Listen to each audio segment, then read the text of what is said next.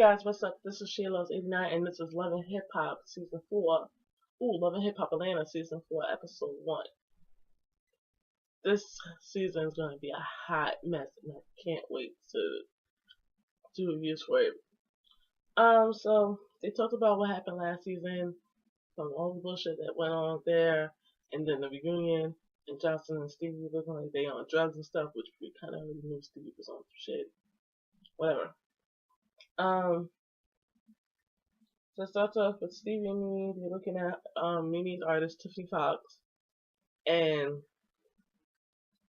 she's managing artists now for her managing company, whatever. And her business partner is Stevie.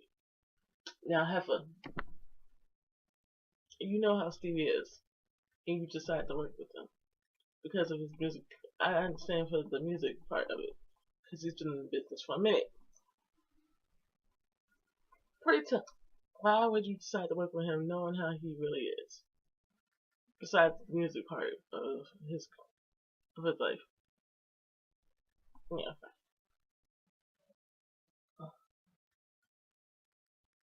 There was a down. Stevie asks about Nico. Mimi says she's not messing with Nico anymore, whatever. And then he asked about Eva, and Eva was wanting a little brother and sister. And then Steve was like, well, I can give you the sleazo juice, special juice. Why would you offer that knowing that Jocelyn ain't gonna be too happy about that? Why? Like, why? Why? Get your life together. Jessica Dimepiece is being introduced, and Carly's there, Donna's there, and Jessica starts talking about her little music career. She was signed to Flow Rider. That didn't work out. So now she's thinking about moving to Atlanta. Or at least Donna and Carly trying to get her to move down to Atlanta. To, start her career. Or her hustle, And Carly asks what's going on with what's going on with Jocelyn. Or at least Dimepiece did. But Carly's like, basically, she's attacking everybody who she thinks was coming for her and what is my high people.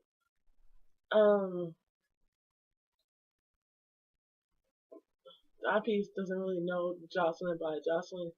I think she knows her by Shantelica Betancourt or something like that, and they ran the city or whatever. And she hasn't talked to Jocelyn in a while, and as far as she's hearing, she's like, okay, well maybe I need to come down there, and if I do see her, talk to her, see what's up, what's going on, and whatever. Mama D, she's getting ready for a little performance. She gets a crown. Damn crown. And Erica comes to see her, and they talk about Scrappy. Erica brings up how Scrappy's not paying for child support and all this other stuff, but Mama D was like, well, he doesn't lying, all this other stuff, whatever. He's sure he's doing the shout, but Mama D feels like Baby's distracting him, and Erica was like, well, something's putting him off from doing that, whatever.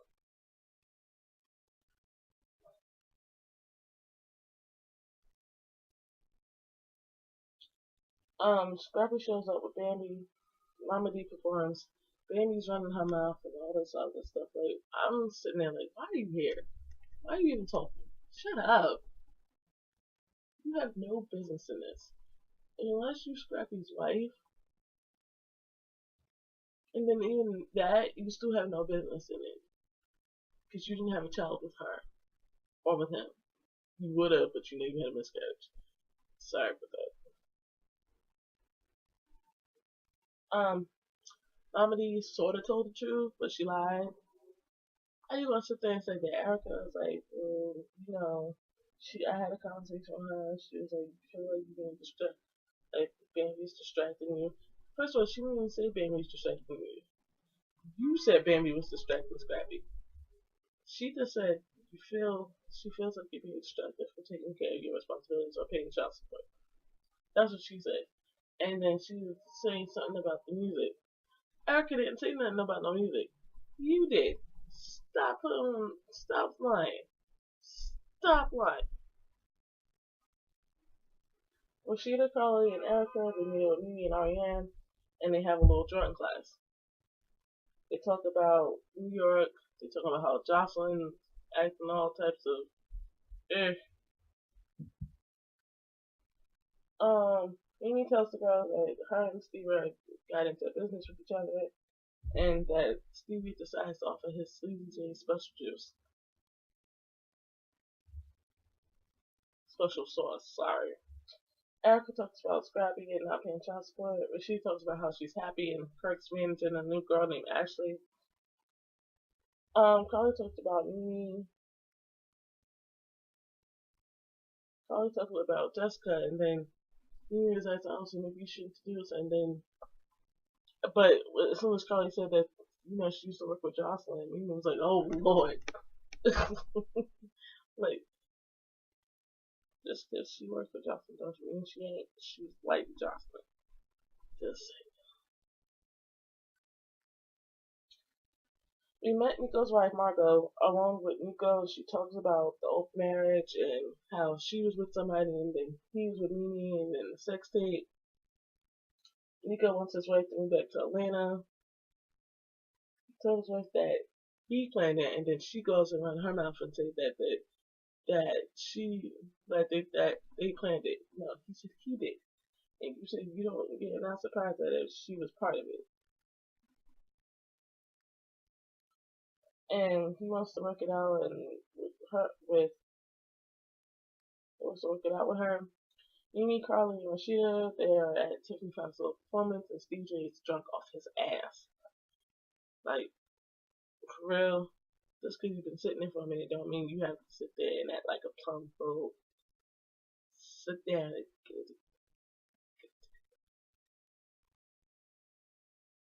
he's like, Ted's like me. Ted's like, he's like, don't be talking. And then he was like, I can talk as much as I want, sir. So, she don't know why Tiffany wants to work with Stevie Dane, and she's having second thoughts about working with him too. Kirk is at his office apartment. I have the same apartment. It sure don't look like look like no office. Tell me, nigga had bedrooms. This is a bedroom. An office looks like a building, like an office building.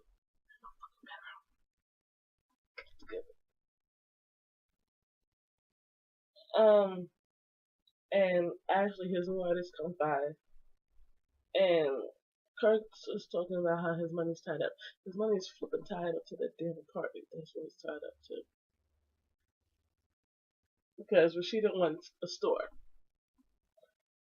but Kirk ain't giving her no store because I don't even know why you let him manage the money. Like, why? You should at least take, because you're making this money too, you should at least take half of your money and do what you need to do.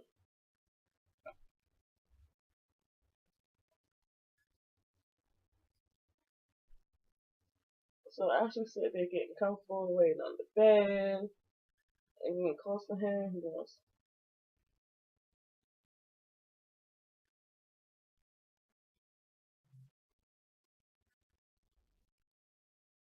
He wants Rashida and Ashley to meet, probably introduce each other, whatever.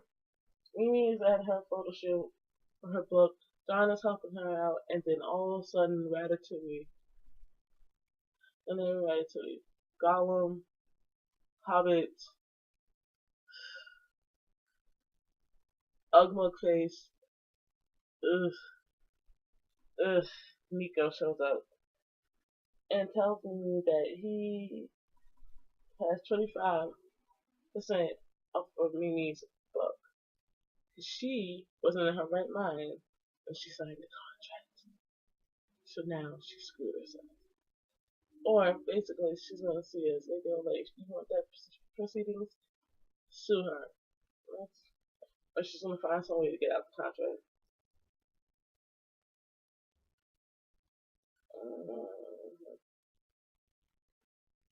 She was talking about her business, with toys and the jewelry stuff.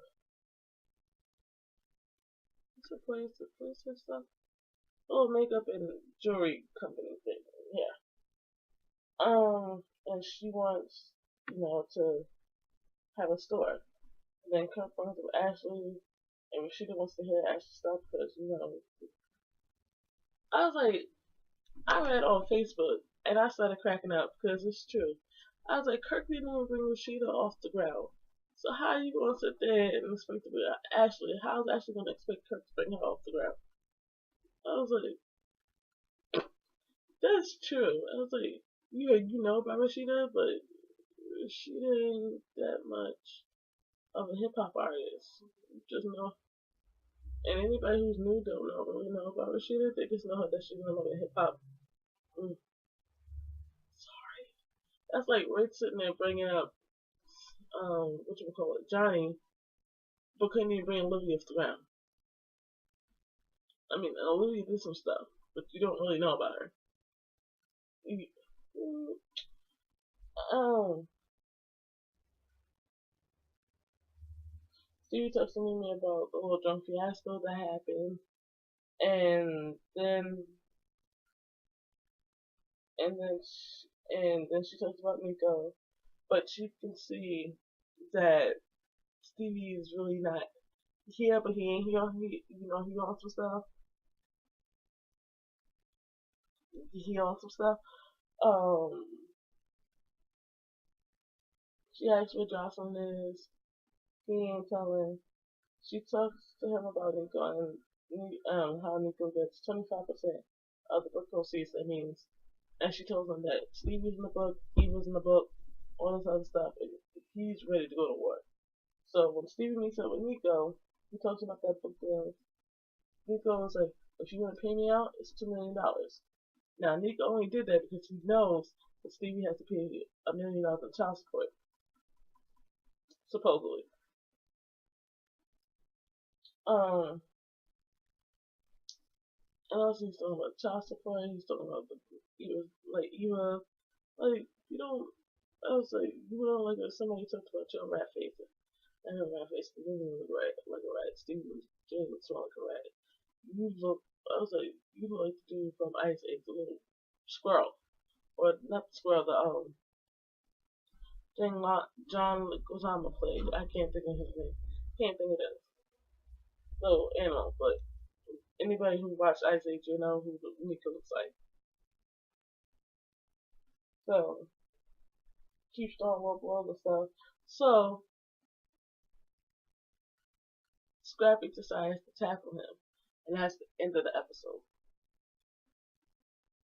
Oh, I was waiting for a good punch in Nico's face. Waiting for that. Oh, I'm just waiting for a good slap in Kirk's face. Because Kirk needs a good slap. It's a good bitch slap. But that's the end of the episode. I will see y'all again next Monday, which is the 27th. Because, like I said, Pretty Little Liars is not coming back until June. So, if I find another show to review, I will do it. Oh, and as for the weight loss journey, I'm starting soon. I'm going to be starting soon. Getting back on track with it. I might record stuff for it. Most likely I probably will, or talk about it, but we'll see what happens.